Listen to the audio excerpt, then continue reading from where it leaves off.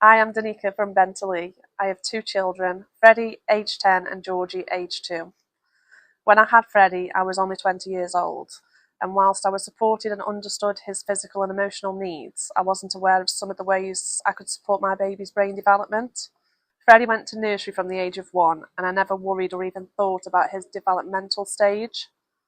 I then went on to have my little girl Georgie in 2021.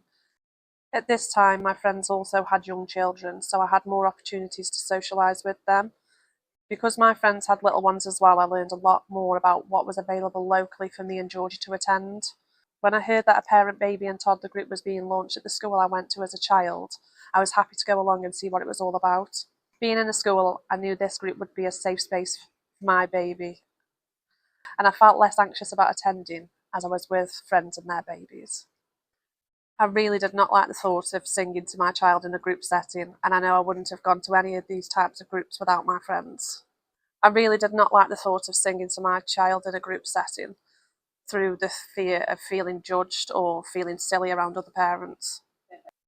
After a couple of times going to the group, I realised it was a safe space. Georgie was comfortable and so was I. It became part of our routine, catching up with friends and other parents with babies similar age, where we shared our own personal experiences of motherhood and our journeys so far. The group was led by Nora, and getting to know her as the group leader, seeing her familiar face each week, and with her early years knowledge, I felt I learnt a lot. Nora shared the importance of singing, reading and talking to your baby from a young age, and this became a massive learning point for me. Why did I think I couldn't read to my child? Why did I feel silly about singing nursery rhymes? Learning that doing these simple things with Georgie can help her brain and language development made me feel empowered as my child's first teacher. As my confidence grew, I was asked to become a parent champion when Georgie was around 6 months old. This involved volunteering at a family summer event Thrive at 5 ran, and as a group we also attended Duplo training in London. This was great for my confidence, and I feel it's where I could really see the difference in the work Thrive at 5 were doing in the community and for other parents.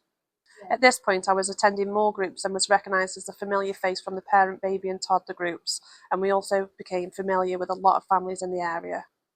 After the training, I went on to support delivery of Duplo sessions in the community with Thrive at 5.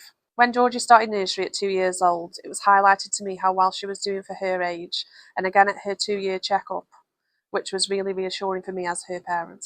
I feel in part that this is thanks to having a wider support network and accessing more services with Georgie than I did with Freddie. Although Freddie is really social and athletic, he lacks confidence academically, and on reflection I wish I had known what I know now about support groups and services locally available when he was a baby.